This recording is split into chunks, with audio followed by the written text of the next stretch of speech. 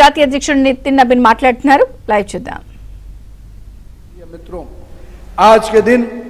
मैं पंडित दीनदयाल उपाध्याय जी के उस एकात्म मानव दर्शन को भी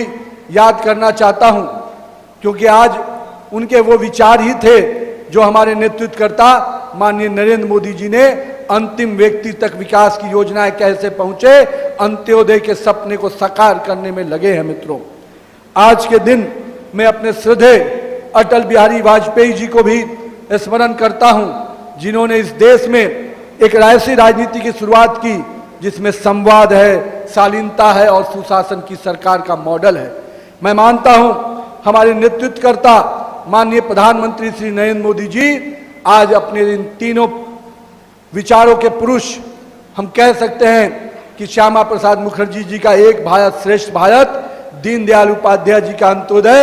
और माननीय श्रद्धेय अटल बिहारी वाजपेयी जी का सुशासन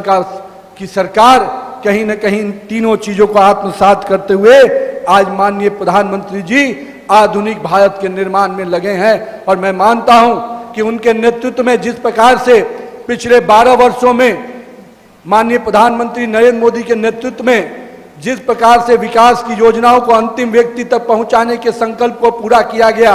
जिस प्रकार से इस भारत को एक भारत श्रेष्ठ भारत की कल्पना से कश्मीर से कन्याकुमारी तक भारत का तिरंगा लहराता रहे, उसके शान में कोई गुस्ताखी न कर सके, इस संकल्प को पूरा करने का काम हमारे नेता आदरणीय प्रधानमंत्री जी ने किया है. मित्रों,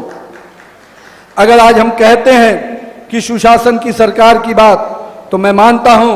पिछले 12 वर्षों में जिस प्रामाणिकता के साथ, जिस संकल्प के साथ हमारे नेता माननीय प्रधानमंत्री जी काम कर रहे हैं, मैं मानता हूं कि पिछले 12 वर्षों में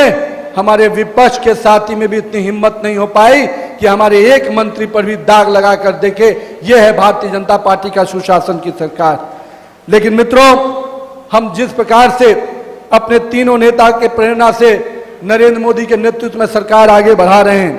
लेकिन मुझे मालूम है कि आज भी हमारे पास कई और चुनौतियां हैं. हम सफलता देखकर इस मुगालते में सहज नहीं हो सकते कि अभी हमने अपनी मंजिल पा ली है, हमें अभी और संघर्ष करना है और हमें अपने भारत को, उस सपने को भारत बनाना है जिसकी कल्पना, जिसका सपना स्वामी विवेकानंद जी ने देखा था, भारत को परम वैभव पे पहुंचाने का सपना. मित्रों, लेकिन मित्रों, मैं आप और आपने यहां पर उपस्थित सभी कार्यकर्ताओं से आने वाले वर्षों में भी संघर्ष के लिए आह्वान करने आया हूं. मित्रों, भारतीय जनता पार्टी अगर 2047 में माननीय प्रधानमंत्री नरेंद्र मोदी जी ने सपना देखा है कि हम विकसित भारत बनाकर देंगे, तो सपने को साकार करने के लिए मेरे इस कालखंड के कार्यकर्ताओं को भी अपना पुरुषार्थ करना होगा. इस कालखंड के कार्यकर्ताओं को भी समर्पण और संकल्प के साथ आगे बढ़ना होगा. मित्रों, हम मानते हैं कि जब हमें 2 सीटें आई थी तब भी हमने संघर्ष को अपना साथी चुना था. हमने संगठन को अपना मार्ग और संगठन को अपनी ताकत समझ के आगे बढ़े थे और हमें मालूम था कि अगर हम जनता का विश्वास जीतेंगे तो निश्चित रूप से एक दिन भारत की सबसे बड़ी पार्टी और विश्व की सबसे बड़ी पार्टी बनकर उभरेंगे. और हमने 2 सीटों से जब हमारे आंकड़े आए तो हम विचलित नहीं हुए. जो हमारी नीतियां थी, जो हमारे विचार थे, उसमें कोई भटकाव नहीं आया. हमने उस दिन भी वही संकल्प किया था, जहां हुए बलिदान मुखर्जी वो कश्मीर हमारा है. उस सपने को साकार किया तो हमारे नेता माननीय प्रधानमंत्री नरेंद्र मोदी जी ने साकार किया. मित्रों, यानी हम वैसे संगठन के लोग हैं जो कहीं ना कहीं तप, त्याग,